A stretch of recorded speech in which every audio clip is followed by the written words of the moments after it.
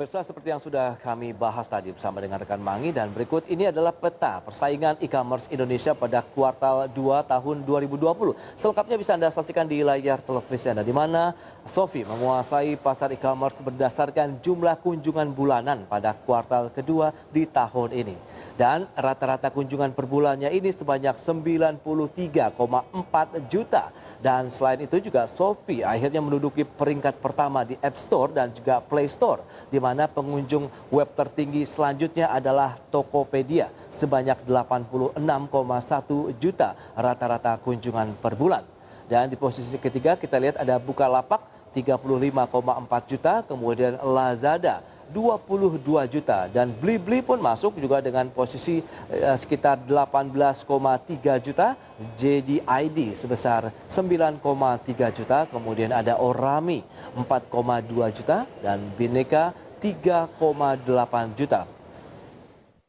Kalau kita cermati grafis berikutnya, ada Zalora juga ini yang juga akhirnya berada di peringkat yang cukup bawah dengan posisi kunjungan sekitar 2,3 juta, dan disusul ada Matahari 2,2 juta rata-rata kunjungan per bulan. Jadi seperti sudah kita bahas dengan Mangi tadi, posisi dari Tokopedia akhirnya tergeser dengan jumlah kunjungan yang masuk ke dalam e-commerce-nya Shopee. Kita lihat Shopee berada di posisi pertama dengan nilai ataupun jumlah kunjungannya mencapai 93,4 juta kunjungan.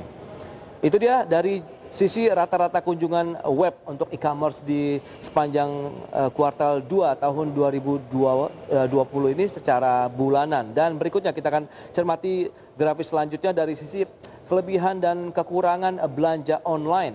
Seperti apa sih? Dan harus diakui pemirsa, dari kepopuleran e-commerce di tanah air ini menjadi salah satu indikator sebenarnya meningkatnya daya beli di masyarakat.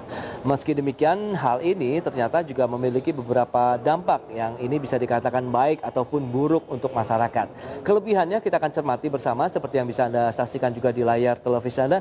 Yang pertama adalah praktis dan juga efisien, sehingga hal ini membuat belanja online terasa begitu nagih, begitu ya, dalam artian mudah dari sisi kepraktisannya. Dan selain praktis pemirsa, online shop ini juga menawarkan efisiensi waktu yang sangat cepat. Ya, seperti kita ketahui pada saat kita hari ini pesan barang, besok pun ataupun dalam satu hari bisa sampai di rumah.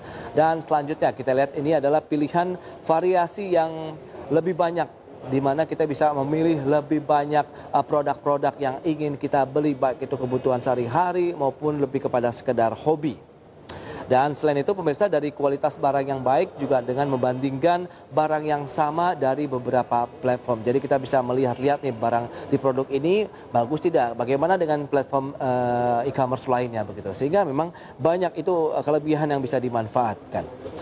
Ya, selain itu juga ada banyak promo, kemudian diskon dan cashback. Sehingga banyak aplikasi e-commerce yang menyediakan promo, diskon, dan juga cashback yang seperti sudah disampaikan. Dan strategi marketing ini sepertinya terbukti ampuh ya untuk menarik minat pelanggan terhadap suatu brand. Kemudian dari sistem pembayaran juga lebih mudah, dan sistem pembayaran ini menjadi kelebihan e-commerce yang disukai oleh pelanggan di Indonesia.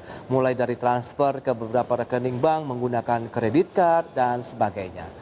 Bahkan pemirsa, beberapa e-commerce juga menyediakan pilihan pembayaran secara dicicil. Jadi kita sebenarnya dimudahkan ya apabila ingin belanja menggunakan layanan digital atau e-commerce. Namun yang perlu dicermati juga nih buat pemirsa IDX Channel dan yang biasanya suka belanja online, ada juga sebenarnya kelebihan ataupun kekurangan ya. Kalau tadi sudah disampaikan kelebihan, berikutnya adalah kekurangan yang bisa mengganggu manajemen keuangan. Ya, seperti kita ketahui apabila belanja online ini menjadi hobi dalam mengisi waktu secara rutin, kemudian membeli sesuatu di luar perencanaan, bahkan ini akhirnya bisa mengganggu cash flow atau paling tidak kondisi keuangan di rumah kita, dan merupakan salah satu musuh utama juga ini dalam perencanaan keuangan. Ya, nilai minus lainnya dari e-commerce ini hanya memajang foto ataupun gambar yang menarik, sehingga kita harus juga mungkin memeriksa lebih dahulu. Kalau misalnya kita offline bisa lihat, tapi kalau online memang agak sedikit kesulitan bagaimana melihat apakah barang ini orisinil atau tidak begitu ya. Dan Berikutnya cenderung membeli barang yang tidak diperlukan, di mana kita seringkali tanpa disadari ketika belanja online tidak hanya barang yang dibutuhkan saja yang beli begitu kan, tetapi dengan berbagai kemudahan dan promo, kemudian diskon yang menarik yang ditawarkan membuat kita jadi impulsif, terlena dengan membeli berbagai barang yang diinginkan dari yang sudah kita targetkan di awal. Dan salah satu mungkin kelemahan lainnya adalah rawan penipuan. Jadi meskipun belanja online sudah menjadi hal lazim dan banyak juga toko online yang terpercaya, bukan berarti tidak ada hal seperti penipuan dan semacamnya. Ini juga yang perlu menjadi perhatian. Begitu, jangan sampai kita terjebak sebab masih banyak oknum yang mengincar pembeli yang kurang cerdas dalam berbelanja secara online. Oleh karena itu pemirsa, kita harus berhati-hati dan teliti dahulu sebelum membeli produk di situs belanja online. Itu dia salah satu plus minus kita lihat dari perkembangan ataupun keberadaan e-commerce. Di segmen berikut, di grafis berikutnya kita akan lihat dari sisi kekurangannya juga, ya, bagaimana puluhan juta data pengguna e-commerce Indonesia ini bisa dikatakan bocor. Salah satunya e-commerce tersohor di Indonesia, Tokopedia, yang dikabarkan mengalami peretasan pada awal Mei lalu. Sekitar 91 juta data pengguna dan lebih dari 7 juta data merchant dicuri oleh sekelompok peretas dari kelompok Syneon-Thirst.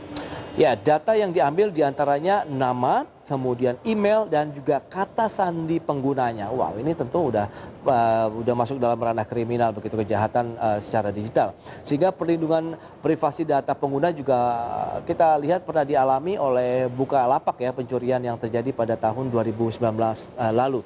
Kala itu peretas mengaku bernama Gnostic Players yang meretas sekitar 13 juta data pengguna dari Bukalapak. Wow.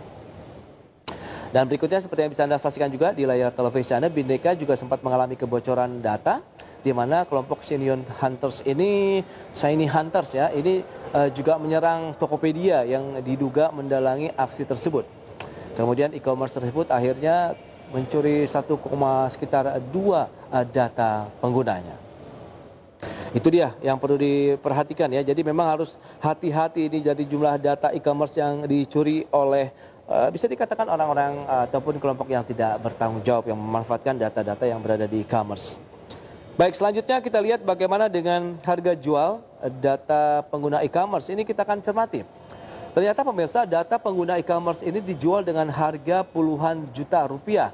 Pada awal Mei lalu, data pengguna dari Tokopedia dijual seharga $5.000 Amerika atau setara dengan 74,5 juta rupiah.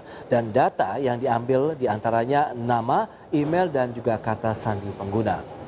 Ya, data pengguna Bukalapak diretas oleh Gnostic Players dan ia mengklaim telah mendapatkan sekitar 13 juta data pengguna dan kemudian dijual seharga 70,5 juta rupiah. Ya, beberapa e-commerce di Indonesia dikabarkan juga telah mengalami peretasan sejak tahun 2019, di mana kelompok dari Shiny Hunters yang juga menyerang Tokopedia diduga mendalangi aksi peretasan data Bhinneka. Shiny Hunters mencuri 1,2 juta data pengguna yang diperdagangkan senilai $1.200 Amerika dan jumlah tersebut setara dengan 17,9 juta rupiah.